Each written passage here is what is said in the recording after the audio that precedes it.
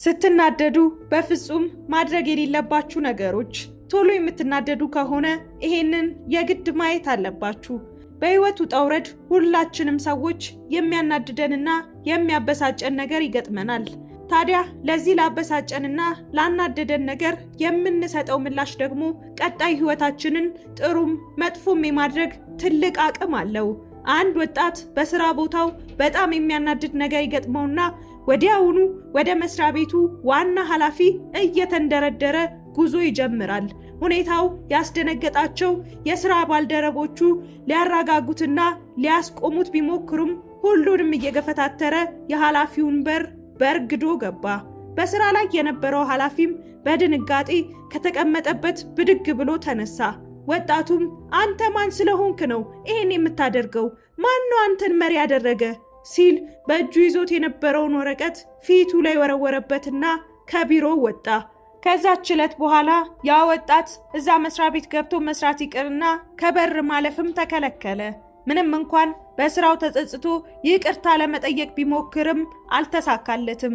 አንዳንድ ነገሮች ወደ ኋላ አይመለሱም፣ ልክ እንደፈሰሰ ውሃ ናቸው።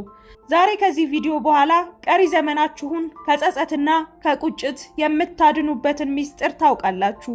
ሰላም ውድ የቻናላችን ተከታታዮች እንደምን አላችሁ? በመጀመሪያም ቻናላችንን ሰብስክራይብ በማድረግ ቤተሰባችንን ተቀላቀሉ።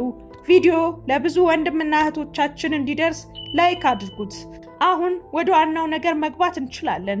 የመጀመሪያው ማድረግ የሌለባችሁ ነገር መናገር ነው። በንዴት ሰዓት አይምሯችሁን የሚቆጣጠረው ስሜታዊነት ነው። በዚህ ጊዜ የምትናገሩት ቃል ከቆይታ በኋላ የምታዝኑበት ነው። ትክክልና ስህተትን መለየት አትችሉም። እንዳመጣላችሁ የተሰማችሁን የመሰላችሁን ድፍረት ታገኛላችሁ። በተናገራችሁት ነገር የሰዎች ምላሽ ሲጨመር ደግሞ ነገሩ እየተባባሰና እየተካረረ ይሄዳል። ስለዚህም በተቻላችሁ መጠን ሁል ጊዜ በማንኛውም ነገር ስትናደዱ መናገርን ትታችሁ ተረጋጉ። ዝም ብላችሁ ፋታ ውሰዱ። እንዳልኳችሁ በዚህ ሰዓት ላይ የምትንቀሳቀሱት በስሜታችሁ ስለሆነ ማመዛዘን ይሳናችሁና ሰዎችን ማስቀየም ከዛም ሲያልፍ ደግሞ አላስፈላጊ ጸብና ግጭት ውስጥ ልትገቡ ትችላላችሁ። ስለዚህ መረጋጋትና ዝም ማለት ይመከራል። ሁለተኛ፣ ከስልካችሁ ራቁ። በአሁን ሰዓት ከምንም ነገር በላይ ቅርባችን የሆነው ስልካችን ነው።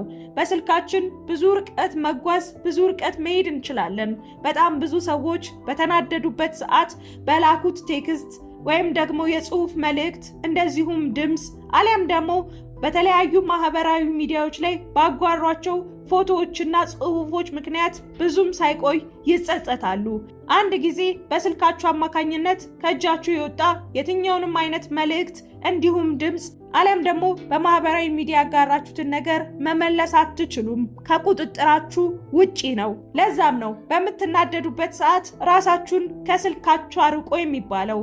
ስትናደዱ ስልካችሁን የምትይዙ ከሆነ የምትጽፉትን ነገር መቆጣጠር ስለማትችሉ ያልሆነ ያልተገባ ነገር ልታደርጉ ትችላላችሁና ስልካችሁን ከራሳችሁ አርቁ።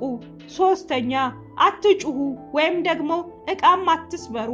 ቁጣ አካላችን እንዲሁም አይምሯችን እንዲጨናነቅ የሚያደርግ ነገር ነው። በምትቆጡበት በምትጮሁበት ጊዜ ብዙ ኢነርጂ ታወጣላችሁ። በዚህም ምክንያት ሰውነታችሁ መዳከምና አይምሯችሁም መረበሽ ውስጥ ይገባል። ይህ ደግሞ ከእናንተ አልፎ በሌሎች ላይ ጥሩ ያልሆነ ተጽዕኖን ያሳድራል። በምትናደዱበት ሰዓት ከመጮህ አሊያም ደግሞ ዕቃን ከመስበር ከተናደዳችሁበት ቦታ በፍጥነት መውጣትን አማራጭ አድርጉ። ከዛ ቦታ በምትሸሹበት ሰዓት ሰውነታችሁም ሆነ አይምሯችሁ እየተረጋጋ ወደ ቀልባችሁ እየተመለሳችሁ ትመጣላችሁ። በቦታው ላይ በቆያችሁ ቁጥር ግን ይበልጥ እየተናደዳችሁና ራሳችሁን መቆጣጠር እያቃታችሁ ይመጣል። አራተኛ፣ ትልልቅ ውሳኔዎችን አትወስኑ።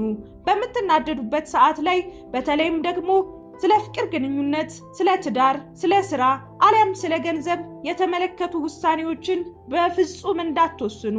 እንዳልኳችሁ በዚህ ሰዓት አይምሯችሁ ምን ትክክልና ምን ስህተት እንደሆነ አያውቅም። በዚህ ሰዓት የፍቅር ግንኙነታችሁን የተመለከተ ትዳራችሁ ላይ፣ ስራችሁ ላይ፣ ገንዘባችሁ ላይ የምትወስኑት ማንኛውም አይነት ውሳኔ ትልቅ የሆነ ጉዳት ውስጥ ይከታችኋልና ተረጋጉ። በፍጹም ስለ እንደዚህ አይነት ነገር በተናደዳችሁበት ሰዓት አትወስኑ። 5ኛ ሰዎችን ማግኘት። በቁጣ ጊዜ የምትናገሩትም ሆነ የምታደርጉት ነገር ሰዎችን የሚያስደስት አይደለም። በንግግራችሁና በድርጊታችሁ ተነሳስተው ሰዎችም ንዴት ውስጥ እንዲገቡና እየተመላለሳችሁ አላስፈላጊ ጸብ ውስጥ እንድትገቡ ይገፋፋችኋል። ስለዚህም ከሰዎች ራሳችሁን ነጥላችሁ ለመረጋጋት ሞክሩ። በዕለት ተዕለት ሕይወታችን ታክሲ ላይ፣ የተለያዩ ቦታዎች ላይ የሚገጥሙን የጸብ መንስኤዎችም አንዱ ንዴት ነው። ከቤታቸው አሊያም ደግሞ ከስራ ቦታቸው ተናደው የሚመጡ ሰዎች ከሌላ ሰው ጋር የሚያወሩት እያንዳንዱ ንግግር በንዴትና ባለመከባበር የተሞላ በመሆኑ ለዳግመኛ ጸብ ራሳቸውን ያጋልጣሉ። በተቻላችሁ መጠን ስትናደዱ ለተወሰኑ ደቂቃዎች ራሳችሁን ከሰዎች አግልላችሁ ለመረጋጋት ንጹህ አየር ለመውሰድ ሞክሩ። በጣም የሚያግዝ ነገር ነው። እነዚህን ነገሮች ከተናደዳችሁ በኋላ ለማድረግ ህይወታችሁን በጣም የሚቀይር ነገር ነው። ከሰዎች ጋር ያላችሁን ግንኙነትም የተሻለ የሚያደርግ ነው። እርግጥ ነው በአንዴ እንደዚህ አይነት ለውጥን በራሳችሁ ላይ ማየት ላይቻል ይችላል። ግን ደግሞ በጊዜ ሂደት መሻሻልና መለወጥ መለመድ የሚችል ነገር ነው። ይሄን ማድረጋችሁ በህይወታችሁ የምትጸጸቱበትና የምትቆጩበትን ነገር እንዳታደርጉ ራሳችሁን መጠበቅም ጭምር ነው። ውድ የቻናላችን ቤተሰቦች ቪዲዮውን ከወደዳችሁት ላይክ አድርጉት። ይጠቅመዋል፣ ይጠቅማታል ለምትሏቸው ጓደኞቻችሁ፣ ወዳጅ ዘመዶቻችሁም ሼር አድርጉላቸው። ሐሳብ አስተያየታችሁን ኮመንት ላይ አስቀምጡልን። አመሰግናለሁ። እወዳችኋለሁ።